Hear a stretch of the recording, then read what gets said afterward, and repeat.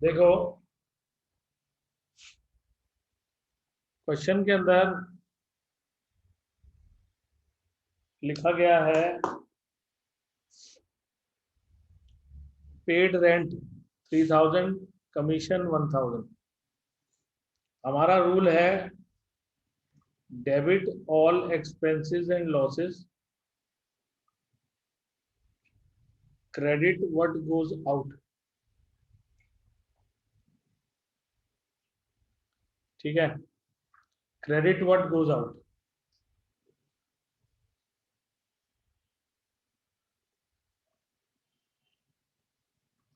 ठीक है, तो हम लोग यहाँ पे एंट्री करेंगे rent account debit to cash account. Rent हमारा एक एक्सपेंस है, कैश गोज आउट। कमीशन हमने पे किया 1000 रुपीज, तो हमारी एंट्री होगी commission account debit to cash. ये राइट साइड पे मैंने खोल रखा है, देखो, पेड रेंट 3000, कमीशन 1000। इसका मतलब rent account debit to cash, commission account debit to cash. Rent debit हो रहा है क्योंकि वो एक्सपेंस है, कैश क्रेडिट हो रहा है बिकॉज व्हाट गोज आउट का रूल अप्लाई हो रहा है। मतलब क्या आया क्या गया, मैं हमेशा पूछता हूँ। आप कहोगे आया कुछ भी नहीं, कैश गया, तो क्रेडिट व्हाट गोज आउट। और अगर आया कुछ भी नहीं, तो क्या फ्यूचर में वापस आएगा? नहीं आएगा, तो ये हमारे लिए एक एक्सपेंस बन गया। तो हम एक्सपेंस का नाम डेबिट करेंगे, तो हमने एक्सपेंस का नाम रख दिया रेंट, कमीशन, सैलरी, इंटरेस्ट। ऐसे बहुत सारे नाम होते हैं एक्सपेंसेस के, तो हम एक्सपेंसेस को डेबिट करते हैं। ठीक है, बात समझ में आई नाइन्थ एंट्री की? Yes sir. अब यस सर। Yes sir. ये जो मैंने दो एंट्रीज बनाई है आपके सामने, इनको कहते हैं सिंपल एंट्रीज। इनको कहते हैं सिंपल एंट्रीज, यानी कि दो अलग अलग एंट्री बना दी मैंने, जिसके अंदर एक डेबिट और एक क्रेडिट होता है। वो हमारी सिंपल एंट्री हो गई, यानी कि हमने एक डेबिट के अगेंस्ट एक क्रेडिट किया है। लेकिन अगर हम इसको एक कंपाउंड एंट्री की फॉर्म दे दें, मतलब कंबाइंड एंट्री बना दें, तो कंबाइंड एंट्री इस तरह से होगी जैसे आपको स्क्रीन पे दिख रही है। ये एंट्री हो गई rent account debit, commission account debit to cash. Rent account debit, commission account debit to cash, ये जो मैंने आपको स्क्रीन पे दिखा रखी है। समझ आई बात? अगर आप यस सर। दो अलग Yes. एंट्री बनाते हो तब भी ओके है, यस। अगर आप इसकी कंबाइंड एंट्री बनाते हो तब भी ओके है। अगर आप इसकी कंबाइंड एंट्री बनाओगे तब भी कोई टीचर आपके मार्क्स नहीं काट सकता। अगर आप इसकी अलग एंट्री बनाओगे तब भी कोई टीचर आपके मार्क्स नहीं काट सकता। यानी कि इन अदर वर्ड्स हम ये कहना चाह रहे हैं कि 3000 का हमारा रेंट डेबिट हुआ, 1000 का हमारा कमीशन डेबिट हुआ, और 4000 का कैश हमारा चला गया, जिसमें से 3000 रेंट वाला अमाउंट है और 1000 कमीशन वाला अमाउंट है। मतलब मेरा टोटल कैश गया है 4000 रुपये। ठीक है, समझ में आई बात? Yes sir. Yes sir.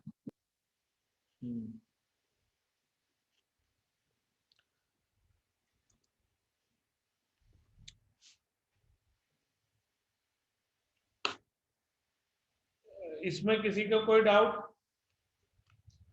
No sir. No sir.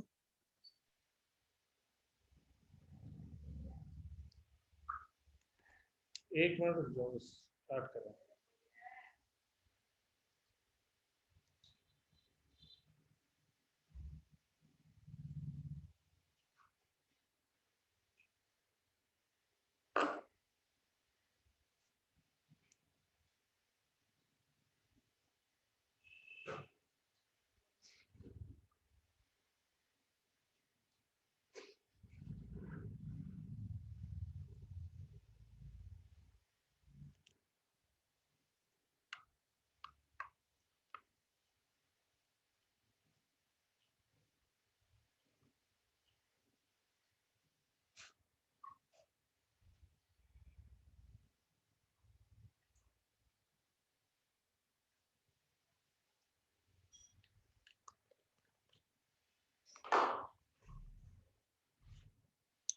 हाँ जी, कोई डाउट? No, sir. हमें कैसे पता चलेगा कमीशन रिसीव्ड है या दिया है? ट्रांजैक्शन को पूरा पढ़ो, क्या लिखा है। सर बीच में कॉमा भी तो है। हाँ तो पेड रेंट एंड कमीशन, तो ये जो एक तरह से पेड वर्ड है ना, ये इन दोनों के लिए यूज किया गया है। मतलब मैंने किसी को यूं बोला कि मैंने पे किया 3,000 का रेंट, 1,000 की कमीशन, तो इसका क्या मतलब हुआ? मतलब मैं पे दोनों के लिए यूज कर रहा हूं ना। अगर अगर मुझे ये कहना होता कि कमीशन मुझको रिसीव हुई है, तो मैं रिसीव्ड वर्ड अलग से यूज करता। मैं ऐसे लिखता पेड रेंट 3,000, रिसीव्ड कमीशन 1,000, मतलब 1,000। ठीक है। Yes sir. बट अगर मैंने यहां पर लिखा है पेड रेंट 3,000, कमीशन 1,000, इसका मतलब है 3,000 का रेंट पे किया है, 1,000 की कमीशन पे करी है, यानी कि टोटल कैश 4,000 पे किया है। अब मैं इसको अलग अलग ट्रांजैक्शन भी मान सकता हूं। मैं इसको, अब क्योंकि मैंने एक साथ दिया है, तो मैं इसकी कंबाइंड एंट्री भी बना सकता हूं। अगर मैं इसकी कंबाइंड एंट्री बनाऊंगा तो उसको बोलेंगे कंपाउंड एंट्री। ये कभी कभी मेरे मुंह से निकलेगा कंपाउंड एंट्री। कंपाउंड एंट्री का मतलब होता है 2 डेबिट के अगेंस्ट 1 क्रेडिट, या 2 क्रेडिट की जगह एक के अगेंस्ट 1 डेबिट। मतलब 2 डेबिट हुए, या 3 भी हो सकते हैं कि 3 डेबिट हुए और 1 अकाउंट क्रेडिट हुआ। समझ रहे हो आप मैं जो कहना चाह रहा हूं? अब तक यस।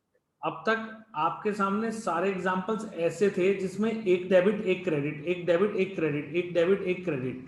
लेकिन अब ऐसे एग्जांपल भी दिखेंगे जिनमें 2 डेबिट 1 क्रेडिट। ठीक है, या 1 debit 2 credit. Okay, Yes, sir. Yes, sir. Yes, sir. तो ये तो थी बात 9th की। अब हमने बोला डिपॉजिटेड 50,000 इन बैंक, 50,000 हमने बैंक में जमा कराया। मैं आप लोगों से पूछता हूं, जब हम अकाउंटिंग क्वेश्चन बना रहे थे, assets is equal to capital plus liability, तो हम इस ट्रांजैक्शन का इफेक्ट क्या डाल रहे थे?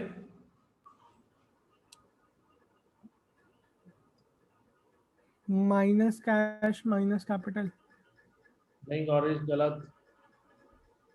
Sir minus cash plus asset में आ जाएगा बैंक 50,000। एक कैश की हेडिंग डलेगी और एक बैंक की हेडिंग बनेगी। आप कैश में से माइनस करोगे और बैंक में प्लस करोगे, क्योंकि हम ये बोलेंगे कि हमने पैसा बैंक में जमा कराया है। हमारा एक बैंक अकाउंट है और हम उसके अंदर पैसा डिपॉजिट करवा रहे हैं। डिपॉजिटेड इन बैंक 50,000, इसका मतलब मैंने 50,000 बैंक में जमा कराया, सिंपल शब्दों में। तो बैंक बैलेंस बढ़ गया और कैश इन हैंड घट गया। तो मैं आपसे पूछता हूं, क्या आया क्या गया? क्या बोलोगे?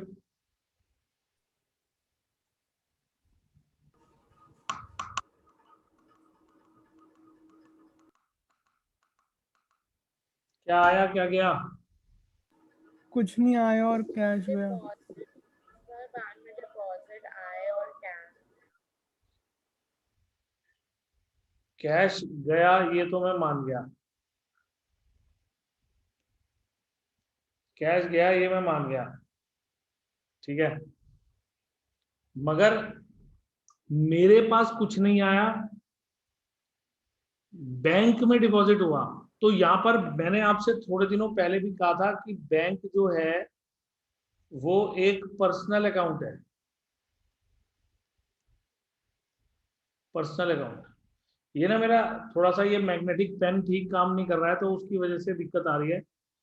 मैंने इसकी निब भी चेंज करी है, तो थोड़ा सा मुझे लग रहा है कि स्क्रीन पे ढंग से लिख नहीं पा रहा है ये पेन, फिर भी काम चल रहा है। तो मैं अभी आज की क्लास तो ले रहा हूँ, बाकी देखेंगे, ठीक है।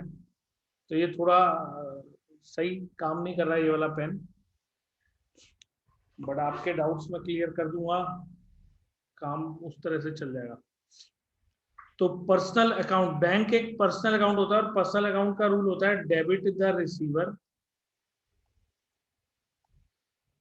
Credit the giver. Debit the receiver, credit the giver. तो यहां पर क्रेडिट का रूल तो लग नहीं सकता, क्योंकि क्रेडिट तो कैश हो चुका है। तो यहां पर हम बैंक अकाउंट को डेबिट करेंगे, क्योंकि bank is the receiver. Bank is the receiver मतलब बैंक जो है वो हमारे बिहाफ पे मनी को रिसीव कर रहा है। तो बैंक के अंदर पर्सनल अकाउंट का रूल लगेगा डेबिट द रिसीवर। मतलब ऐसा मत बोलना बैंक में पैसा आ रहा है, बैंक में पैसा आ रहा है का कोई सेंस नहीं बन रहा। हम यूं कहेंगे कि बैंक एक पर्सन है, उसने हमारे बिहाफ पे पैसे कलेक्ट कर लिए। इसका मतलब है बैंक मेरा डेटर बन गया। जब भी मैं बैंक से पैसे वापस मांगूंगा या विड्रॉ करना चाहूंगा तो बैंक मना नहीं कर सकता, वो मुझको मेरे पैसे वापस देगा। Is it clear? Yes. Yes, sir. Yes, sir. सबको समझ में आ गई बात? तो ये जो 10th पार्ट है इसकी एंट्री बनेगी bank account debit to cash. Bank account debit to cash, ठीक है। Yes. Yes, sir. Yes, sir. अब हम आते हैं मेन बात पे। मेन बात है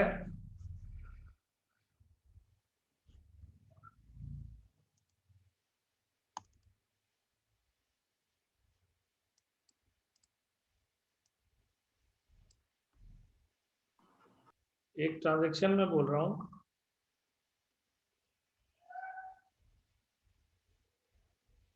परचेज्ड गुड्स फॉर ₹20,000।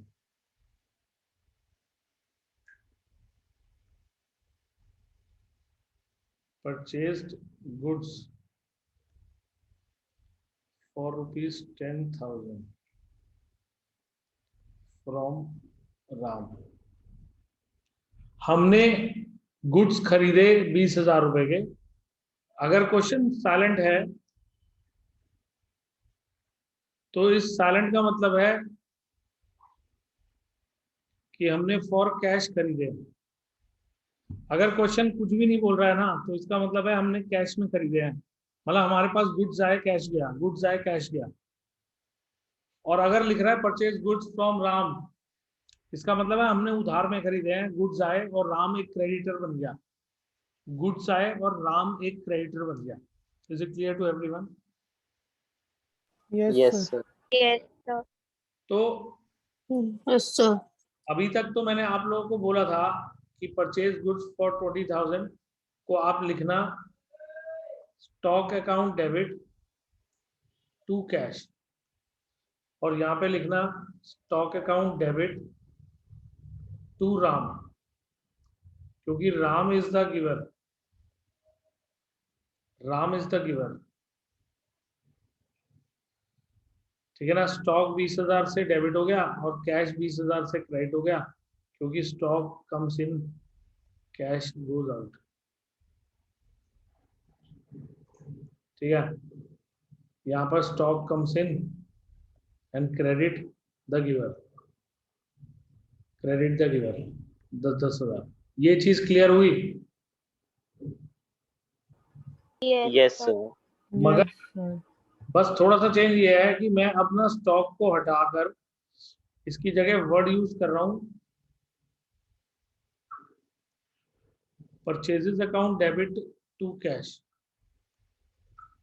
और purchases account debit to Ram. Actual entry ये बनेगी इसकी,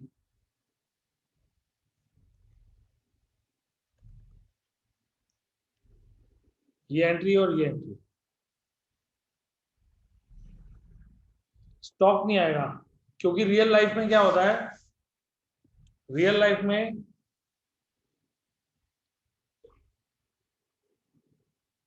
गवर्नमेंट ये कहती है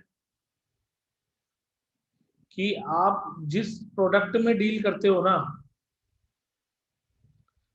जिस भी प्रोडक्ट में डील करते हो, जब आप उसको खरीदोगे तो आप एक अलग से हेड क्रिएट करोगे जिसका नाम होगा परचेजेस। परचेजेस एक तरह का हमारा एक एक्सपेंस होता है। जैसे जैसे हमारा होता है ना रेंट, सैलरी, कमीशन, इंटरेस्ट, वैसा ही एक नाम है परचेजेस। रियल लाइफ में परचेजेस वर्ड रिप्रेजेंट करता है गुड्स को। मतलब जब जब मैं गुड्स खरीदूंगा मैं परचेज वर्ड डेबिट करूंगा, परचेज अकाउंट डेबिट करूंगा। और जब जब मैं गुड्स सेल करूंगा तो मैं सेल्स अकाउंट क्रेडिट करूंगा। और सेल्स को हम अपनी इनकम बोलते हैं, यानी कि जब भी माल खरीदा जाएगा तो परचेज वर्ड आएगा, और जब भी माल बेचा जाएगा तो सेल्स वर्ड आएगा। लास्ट में जाके ईयर एंड में हम स्टॉक के अंदर परचेज को प्लस कर देते हैं और सेल्स को माइनस कर देते हैं, यानी कि हम सब कुछ बाद में स्टॉक में ही प्लस माइनस करते हैं। तो देखा जाए तो अल्टीमेटली तो स्टॉक ही बढ़ता या घटता है, मगर एक तरह से हम लोग पूरे साल अलग रिकॉर्ड मेंटेन करते हैं। जो माल खरीदा है उसका अलग रिकॉर्ड रखते हैं, जो माल बेचा है उसका अलग। तो ये दो वर्ड आपको बहुत यूज करने पड़ेंगे, परचेजेस और सेल्स। कुछ समझ में आया? Yes. Yes, sir. एक बार मैं दोबारा बोल रहा हूं, ध्यान से सुनना। जब भी गुड्स की बात होगी, गुड्स जब भी परचेज किए जाएंगे फॉर कैश या फिर ऑन क्रेडिट, अकाउंट आएगा परचेजेस अकाउंट। उसी तरीके से व्हेन सोल्ड फॉर कैश और क्रेडिट, तो अकाउंट जो आएगा दैट इज सेल्स अकाउंट। अब कई बार बच्चे कहते हैं सर हमने फर्नीचर भी तो परचेज किया था, फर्नीचर भी तो परचेज किया था, तब आपने एंट्री लिखी थी furniture account debit to cash. लेकिन आप कह रहे हो जब हम गुड्स परचेज करेंगे तो आप एंट्री लिखोगे purchase account debit to cash. तो हमने फर्नीचर के केस में purchase account debit to cash क्यों नहीं लिखा? एनीबडी?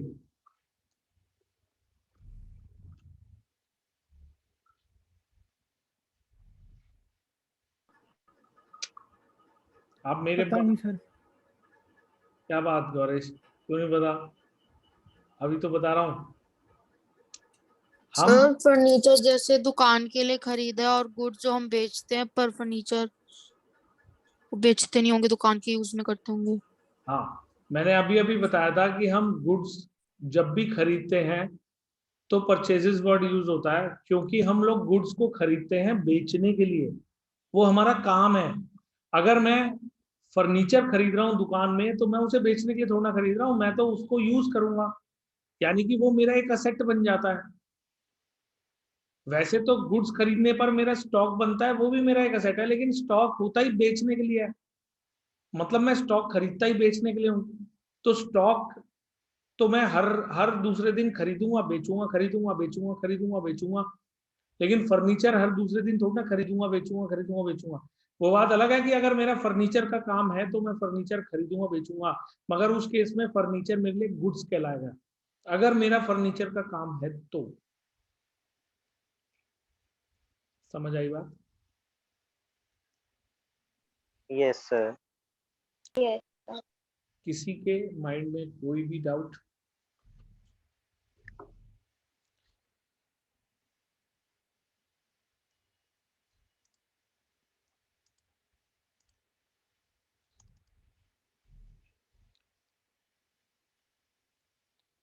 अब देखो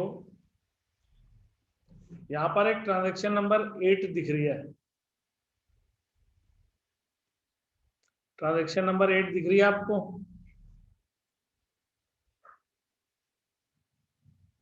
yes sir. Yes, sir. Cash receive Yes, sir. Ajay 4900 in full settlement of 5000। Ajay से हमने 5000 लेने थे, उसने हमें 4900 दे दिए। अकाउंटिंग इक्वेशन में हम लोग कैश और अजय जो कि हमारा डेटर है is equal to capital plus liability. Accounting equation में हम क्या करते थे?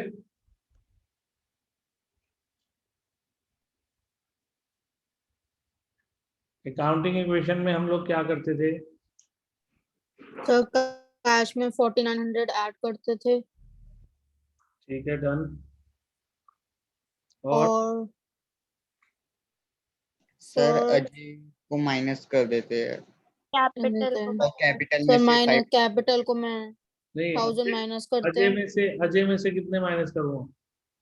सर 5000 क्योंकि फुल 5000। सेटलमेंट है।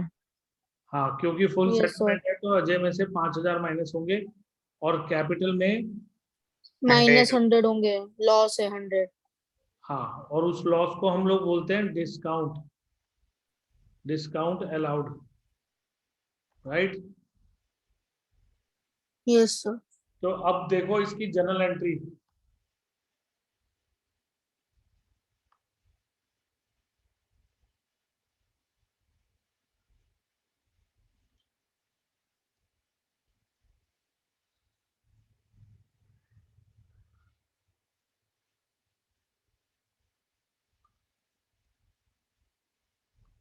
एंट्री ये बनेगी, मैं आपको इसका रीजन समझा रहा हूं, ध्यान से सुनना। हमेशा मैं आपसे पूछता हूं क्या आया क्या गया, क्या बोलोगे? आया कैश पर गया कुछ भी नहीं। तो इसका मतलब है कैश कम्स इन, तो कैश डेबिट कर दिया 4900, ये तो सबको क्लियर हो गया। Yes sir. Yes. और आप लोगों ने मुझे बोला कि सर फुल सेटलमेंट है तो 100 रुपए का डिस्काउंट हमने अलाउ किया अजय को, तो वो डिस्काउंट हमारे लिए एक लॉस है। Yes sir.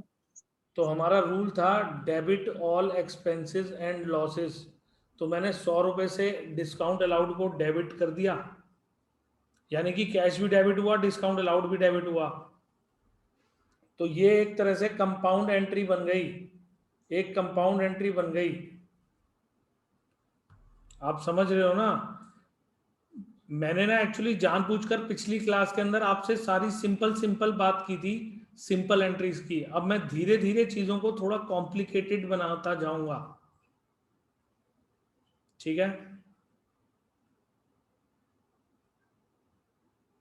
Okay. Yes. Yes, sir. Yes sir. तो कैश अकाउंट डेबिट हुआ, डिस्काउंट अलाउड डेबिट हुआ टू अजय 5000, क्योंकि अजय इज द गिवर। हमको ये पैसे देने वाला कौन है? अजय। अजय। इसका मतलब है अजय इज द गिवर, तो अजय गिवर है और हमारे पास कैश आ रहा है और हम 100 रुपए का लॉस बियर कर रहे हैं, यानी कि 100 रुपए का नुकसान झेल रहे हैं, क्योंकि हमने उससे 100 रुपए कम पकड़े हैं, लेकिन उसका हिसाब पूरा 5000 से खत्म हो गया। ठीक है, बात समझ में आई? Yes sir. इसका मतलब है कैश डेबिट हुआ 4900 से, डिस्काउंट डेबिट हुआ 100 रुपए से, और अजय क्रेडिट हुआ 4900 और 100 मिला के 5000। ठीक है,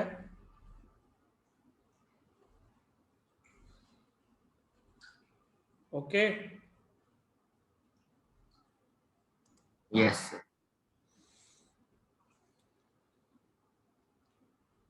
अब 10th और 11th ट्रांजेक्शन देखो। Purchase goods from Hari 20,000,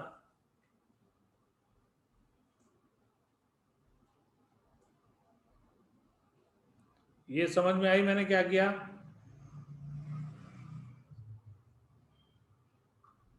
I think ये सबको समझ में आ गया होगा कि मैंने परचेज नाम का एक एक्सपेंस डेबिट किया और हरी इज द गिवर। मैंने परचेज को एक एक्सपेंस इसलिए बोला है क्योंकि गुड्स जब भी हम खरीदते हैं तो हम यूं कहते हैं कि हमने गुड्स को खरीदने में पैसे खर्च किए, गुड्स को खरीदने में पैसे खर्च किए, इसलिए परचेजेस को एक एक्सपेंस माना जाता है। Expense in order to buy goods. और सेल्स को इनकम माना जाता है कि जब भी हम गुड्स बेचते हैं तो हमने मनी जनरेट की गुड्स को बेचकर। तो सेल्स इनकम की कैटेगरी में आती है और परचेज एक्सपेंसेस की कैटेगरी में आता है। तो परचेज के ऊपर एक्सपेंसेस का रूल अप्लाई होता है, डेबिट ऑल एक्सपेंसेस, यानी कि जब जब हम गुड्स परचेज करेंगे परचेज अकाउंट डेबिट होगा। वैसे कई बार स्टूडेंट कहते हैं सर गुड्स कम्स इन, तो गुड्स खरीद रहे हैं तो परचेज वैसे भी तो सोच सकते हैं डेबिट। हाँ वो सोच सकते हैं, मगर वो राइट अप्रोच यही है कि आपने गुड्स को खरीदने में एक एक्सपेंस किया है। ऐसे ही गुड्स को बेचने में हमारी इनकम जनरेट होती है। तो जब हम गुड्स खरीदेंगे खर्चा किया, जब गुड्स बेचेंगे तो इनकम हुई, बाद में इनकम माइनस एक्सपेंस करेंगे तो हमारा प्रॉफिट आएगा। ठीक है, is it clear? Yes, sir. Yes. सबको समझ में आ रहा है जो मैं कह रहा हूं? अब ये ट्रांजैक्शन 11 देखो, ये लास्ट ट्रांजैक्शन है आज की, फिर मैं कुछ होमवर्क बता रहा हूं आपको। Goods returned to Hari 4000, goods returned to Hari 4000, यानी कि हमने हरी से गुड्स खरीदे थे अभी थोड़ी देर पहले पिछली ट्रांजैक्शन में, और अब हम गुड्स उसको वापस कर रहे हैं। तो एंट्री होगी Hari debit to purchase return account, Hari debit to purchase return. तो एक्चुअली अगर मैं कहूं तो हम गुड्स से रिलेटेड ना 4 अकाउंट मेनली इन्वॉल्व करते हैं। जब हम गुड्स की बातें करते हैं तो हमारा एक अकाउंट होता है परचेज अकाउंट, एक अकाउंट होता है सेल्स अकाउंट, एक अकाउंट होता है परचेज रिटर्न अकाउंट, और एक अकाउंट होता है सेल्स रिटर्न अकाउंट। ये समझ में आई बात? रियल लाइफ में ये चारों अकाउंट बहुत ज़्यादा इन्वॉल्व होते हैं हर चीज़ में, क्योंकि हम माल बेचते भी हैं, हम माल खरीदते भी हैं, और खरीदा हुआ माल वापस भी करते हैं कभी कभी, और बिका हुआ माल कभी कभी वापस भी आता है, तो उसको सेल्स रिटर्न कहा जाता है, और उसको परचेज रिटर्न जो हम खरीदा हुआ वापस करते हैं। तो ये एंट्री समझ में आई। और हरी इस टाइम रिसीवर है, हम ये माल वापस किसको कर रहे हैं? हम ये माल वापस किसको कर रहे हैं? हरी को। हरी। तो गुड्स कौन रिसीव कर रहा है हमसे? हरी। तो इसलिए रूल है debit the receiver credit the giver, यानी कि कभी हरी गिवर होगा कभी हरी रिसीवर होगा। जब रिसीवर होगा तो हम उसे डेबिट करेंगे, अगर वो गिवर होगा तो हम उसे क्रेडिट करेंगे। समझ में आई बात? Yes, sir. Yes sir. देखो ये सब बातें मैं दोबारा भी क्लियर करूंगा जब आपको दिक्कत और आएगी किसी क्वेश्चन में। अब ये आगे की एंट्रीज मैं अभी स्किप कर रहा हूं, आप पहले अपना होमवर्क समझ लो।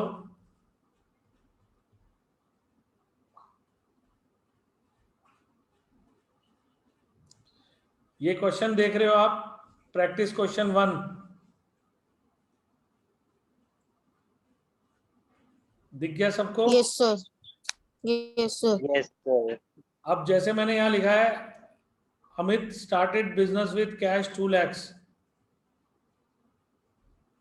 क्या एंट्री होगी?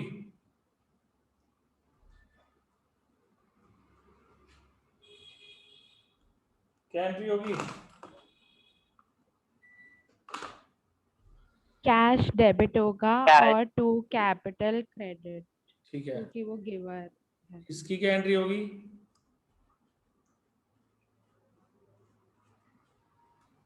सर स्टॉक डेबिट होगा और टू कैश होगा। Purchase account debit, purchases account debit होगा और कैश अकाउंट क्रेडिट होगा। ठीक है। अब सुनो मेरी बात, अब इसके अगले पेज पे जब आप देखोगे तो इस तरीके से आपको मैंने एंट्रीज का स्पेस बना के दे रखा है, ठीक है। तो आप यहाँ पर करोगे क्या, यहाँ पर आप डेट डालोगे, जो भी ट्रांजैक्शन की डेट है 1 जनवरी 13 या जो भी डेट क्वेश्चन में है, आप यहाँ पे लिखोगे cash account debit to capital, फिर नेक्स्ट एंट्री है purchases account debit to cash, फिर ऐसी 3rd entry, 4th entry, 5th entry, 6th entry, 7th entry, 8th entry, 9th entry, 10th entry. यहाँ पर अमाउंट आ जाएगी और यहाँ पे रीजन लिख दोगे, cash comes in and capital में गिवर, ऐसे परचेज में एक्सपेंस और कैश गोज आउट। समझ रहे हो आप मैं जो कहना चाह रहा हूँ? मतलब अब जो मैं Yes. आपको होमवर्क दे रहा हूँ ना, उसमें आपने सिर्फ एंट्री बनानी है। और मान लो आपको 1 2 3 4 5 6 7 8, मान लो आपको ये 8th एंट्री जो है वो समझ में नहीं आई, ये 8th एंट्री आपसे नहीं हुई, ठीक है, तो आप क्या करोगे, इसको ब्लैंक छोड़ दो, इसको ब्लैंक छोड़ देना, मगर जो एंट्री आपसे हो रही है उसको आप लोग फिल करोगे। समझ गए आप? Yes, sir. यानी कि आज का आपका होमवर्क है प्रैक्टिस क्वेश्चन 1, उसके बाद प्रैक्टिस क्वेश्चन 2, उसके बाद प्रैक्टिस क्वेश्चन 3 और हाँ प्रैक्टिस क्वेश्चन 3 तक। मतलब आपको टोटल 3 क्वेश्चन करने हैं, इसी के अंदर करने हैं। मतलब जैसे आप ये देख रहे हो ना क्वेश्चन, प्रैक्टिस क्वेश्चन 3 दिख रहा है सबको?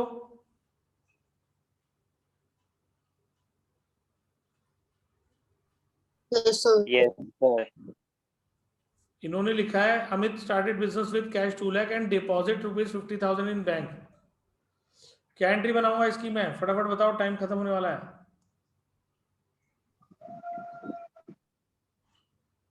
सर कैश अकाउंट डेबिट हो जाएगा और टू कैपिटल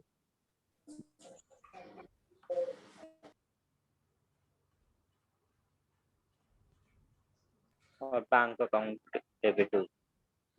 कैश डेबिट होगा विद 1,50,000, 50,000 बैंक में दिखाऊंगा और 2 लाख की कैपिटल इंट्रोड्यूस होगी। यानी कि क्वेश्चन ने कहा है कि स्टार्ट बिजनेस किया 2 लाख से एंड डिपॉजिट 50,000 इन बैंक, मतलब उस 2 लाख में से 50,000 मैंने बैंक में जमा करा दिया उसी दिन। तो इसका मतलब मेरे पास कैश इन हैंड 1.5 लाख रहा, बैंक बैलेंस 50,000 और कैपिटल मेरी 2 लाख, ठीक है। फिर मेरी अगली एंट्री है he purchase goods from Ram, तो यहां पर एंट्री लिखूंगा purchase account debit to Ram, और साथ में लिखूंगा भी कि परचेज एक एक्सपेंस है और राम इज द गिवर। समझ गए क्वेश्चन कैसे करना है? समझ गए? Yes sir. तो इनमें से अगर मान लो आपको ये एंट्री नहीं आई करनी, ये 10th वाली नहीं आई, तो आप बाकी सारी बना दोगे, 10th वाली छोड़ दोगे, ठीक है। Okay sir. तो ओके सर। मैं कोशिश करूंगा कि मैं आप लोगों की क्लास कल लूं, लेकिन कल का मुझे डाउटफुल है, तो अगर कल क्लास नहीं हो पाती है तो परसों होगी। और ये तीनों क्वेश्चन करके रखने हैं आपने इसी असाइनमेंट के अंदर, और मुझे फोटो भेज देना इसकी, फिर मैं आगे सर, की। हाँ जी बोलो। सर जिसमें जैसे लेजर की स्पेस है वो वाले फिल करने हैं वो अभी लेजर। खाली रखने हैं, वो खाली रखने हैं, वो मैं बाद में बताऊंगा। अभी only journal, okay sir. No ledger, only journal. ठीक है, ओके यस सर। सर। चलो ठीक है।